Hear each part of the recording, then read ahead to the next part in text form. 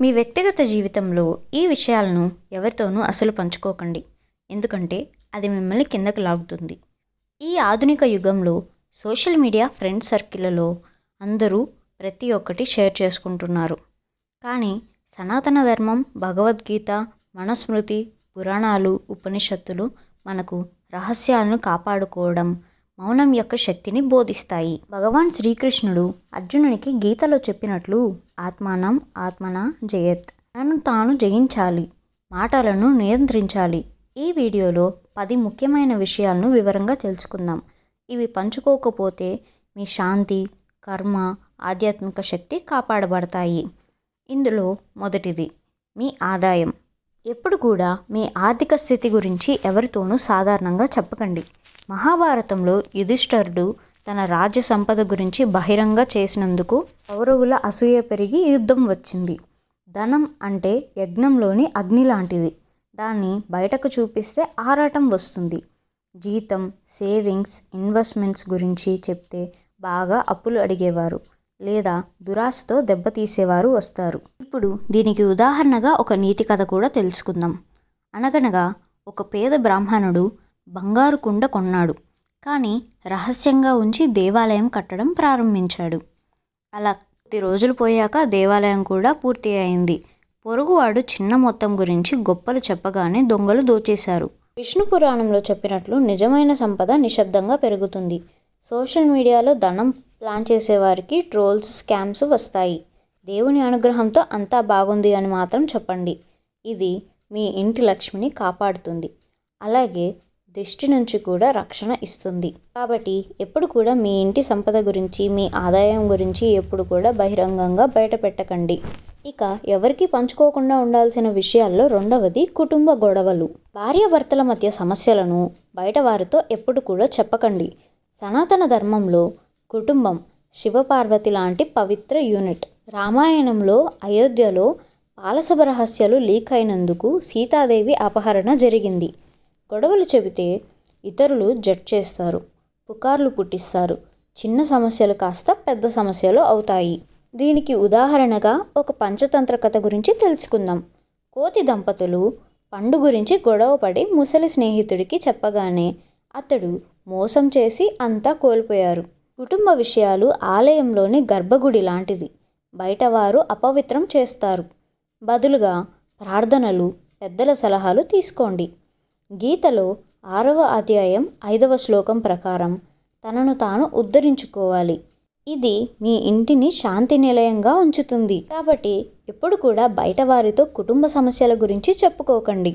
ఇక మూడవది భవిష్యత్ ప్రణాళికలు, గోల్స్ను పూర్తిగా సాధించే వరకు బయట చెప్పకండి.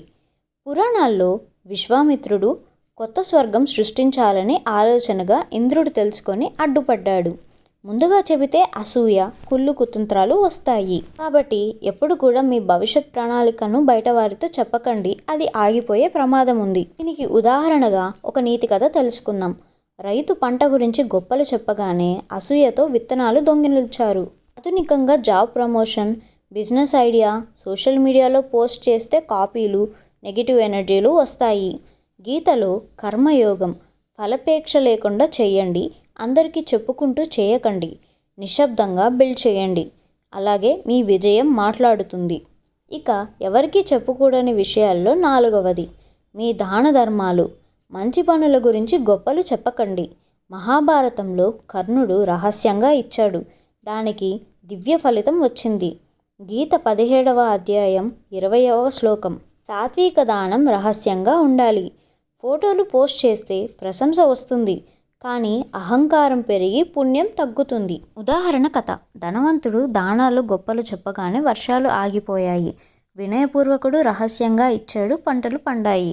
దానం భూమి కింద వేర్ల లాంటిది, కనిపించకుండానే పోషిస్తుంది. ఇక 5వ విషయం మీ పర్సనల్ సాధనలు, మంత్రాలు, జపాలు, పూజా విధానాలను బయటకు చెప్పకండి. తాంత్రిక ఉపనిషత్ సాంప్రదాయాలలో ఇటువంటి జ్ఞానాన్ని రహస్యంగా ఉంచాలి. శివుడు మృత్యుంజయ మంత్రాన్ని ఎంపిక చేసిన వారికే ఇచ్చాడు. దీనికి ఉదాహరణగా దేవీ భాగవతం కథ తెలుసుకుందాం. భక్తురాలు తన దేవీ పూజా రహస్యం స్నేహితురాలికి చెప్పగా తప్పుగా కాపీ చేసి అపశకునం వచ్చింది. సాధన అంటే ఆత్మ పరమాత్మ మధ్య సంబంధం. షేర్ చేస్తే ఫోకస్ తగ్గుతుంది, నెగిటివ్ ఎనర్జీ వస్తుంది. ఒంటరిగా చేయండి, జనరల్ జ్ఞానం మాత్రమే షేర్ చేయండి. ఇక 6వది, మీ బలహీనతలు, భయాలను ఓపెన్గా చెప్పకండి. రామాయణంలో రావణుడు తన బలహీనత అంటే నాభి గురించి గర్వంగా చెప్పకపోయినా తెలిసిపోయింది. బలహీనతలు ఆర్మర్లో పగుళ్ళు చెప్తే దుర్బలత్వం వాడతారు. నీకు ఉదాహరణగా ఒక పంచతంత్ర కథ తెలుసుకుందాం. సింహం వేటగాళ్ల భయం గురించి గాడిదకు చెప్పగా అది ద్రోహం చేసింది. గీతలో సెల్ఫ్ కంట్రోల్ బోధిస్తుంది. హనుమాన్ చాలీసా చదివి బలం పెంచుకోండి రహస్యంగా. ఇక ఏడవది, మీ ఇంట్లో ఆనందాల గురించి, రాబోయే ఫలితాల గురించి ఎవరితోనూ చెప్పకండి. ఎందుకంటే ఈ కాలంలో నీకు మంచి జరుగుతుంది అంటే కుళ్ళుకునే వాళ్ళు ఎక్కువ ఉన్నారు, కానీ మనసారా ఆనందపడేవారు, నిన్ను ఆశీర్వదించేవారు చాలా తక్కువ ఉన్నారు. కాబట్టి ఎప్పుడు కూడా నీ ఫ్యూచర్ ప్రణాళికను ముందే కనుక అందరికీ చెప్పుకుంటున్నట్లయితే వాళ్ళు కుళ్ళుతోనే పనులన్నీ ఆగిపోతాయి. నీకు వచ్చే సంతోషాలు కూడా దూరం అయిపోతాయి. దీనికి ఉదాహరణగా ఒక కథ తెలుసుకుందాం. 2 స్నేహితులు ఉండేవారు. ఒకడు ఏమో రహస్యంగా తన విజయాలను సాధించుకుంటూ సంతోషాలను దక్కించుకుంటాడు. మరి ఇంకొకడు గొప్పలకి పోయి 10 మందికి చెప్పుకుంటూ తన విజయాలకు మరింత దూరం అవుతూ ఉంటాడు. ఇక ఎవరికీ చెప్పుకోడని విషయాలలో 8వది, ఆరోగ్య సమస్యలు, వ్యాధులు క్యాజువల్గా చెప్పుకోకండి. ఆయుర్వేదం ప్రకారం ఆరోగ్యం రహస్యం, ఔషధం లాంటిది. చెబితే జాలి అలాగే చిన్నచూపు వస్తాయి. దీనికి ఉదాహరణగా ఒక పురాణ కథ తెలుసుకుందాం. చ్యవనముని రిజువినేషన్ రహస్యంగా ఉంచి శక్తిని పొందాడు. ఆరోగ్య సమస్యలు చెబితే నెగిటివ్ వైబ్స్ పెరుగుతాయి. గీతలో సమబుద్ధి పాటించండి, డాక్టర్తో మాత్రమే షేర్ చేసుకోండి. ఇక 9వది, పాత గుండె నొప్పులు, కోపాలు, కక్షలు చెప్పుకోకండి. రాముడు క్షమాగుణం పాటించాడు. కక్షలు చెబితే అవి మళ్ళీ జీవిస్తాయి, కర్మ సైకిల్ పెరుగుతుంది. దీనికి ఉదాహరణగా ఒక హితోపదేశ కథ తెలుసుకుందాం. పక్షి ఏనుగు మీద కక్ష చెప్పగానే గొడవలు పెరిగాయి.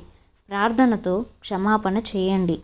ఇక ఎవరికీ చెప్పుకోకూడని విషయాల్లో 10వది, మీ ఆత్మ ఆకాంక్షలు, సోల్ కాలింగ్ను లైట్గా చెప్పకండి.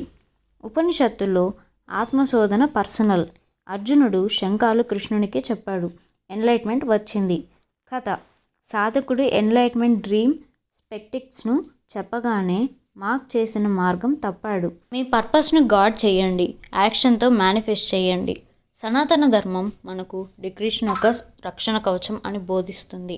ఈ 10 విషయాలను రహస్యంగా ఉంచితే మీ ఎనర్జీ, కర్మ, ప్రోగ్రెస్ కాపాడబడతాయి. దేవునికి స్వయానికి మాత్రమే చెప్పండి. ఈ వీడియో మీకు నచ్చినట్లు అయితే లైక్ చేయండి, జనరల్ జ్ఞానం షేర్ చేయండి, సబ్స్క్రైబ్ చేసి బెల్ ఐకాన్ ప్రెస్ చేయండి. మరిన్ని పూజలు, కథలు, ధర్మ టాపిక్స్ కోసం వెయిట్ చేయండి. శ్రీ మహావిష్ణువు మీ మాటలను, మనసును కాపాడుగాక. నమస్తే.